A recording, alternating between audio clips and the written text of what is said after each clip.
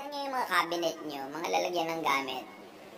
Ang dami nang dapat itapon, ipamigay, i-edit. Kagugulo kasi sikip na mga bahay natin, ng mga cabinet. Dahil sa mga naglalakihang mga panghari at reyna mga silya, yung bahay mo naman kakapiranggot. Parang mali. Ang daming damit, 3 taon nyo nang hindi ginagamit. Hindi nyo na yung magagamit. Liban siguro sa pagburol. O yun na lang itago nyo, yung iba ipamigay kasi maraming nangangailangan. Ilang bag ang kailangan mo sa buhay? Kung palit ka nga ng palit ng bag, naiiwan mo tuloy yung wallet, naiiwan mo yung ganito, naiiwan mo yung kilay doon sa kabilang bag, kaya tuloy kulang-kulang. Tama na, magbawas tayo mga kapatid para gumaan ang buhay kasi ang dami nating dala. Yung mga sentimiento, kaya ako nang payo ko sa mga bago nagbabiyahe, nagtutur. Naku, tagtad ako yung souvenir. Sabi ko, iha, 5 years from now, itatapon mo rin yan. Itapon mo na, now na. Sisikip lang yung buhay mo. E, paano po memory?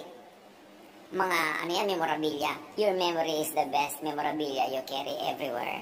Magtira ka nila ng konti-konti. Pag itatapon mo 20 years from now, itapon mo na rin ngayon. Para lumog yung buhay mo, itatapon mo rin yan eh.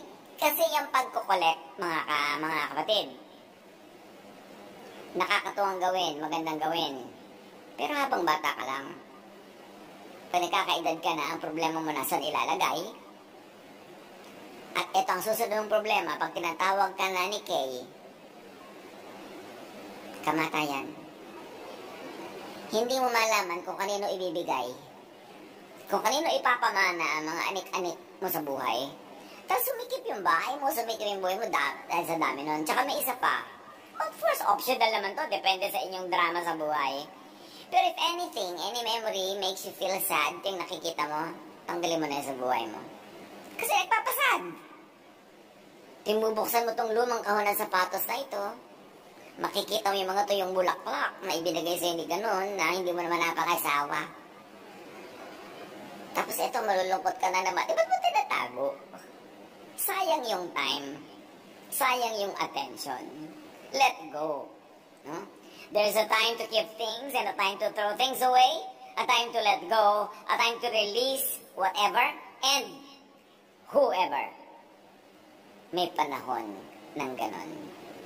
Especially the dear departed.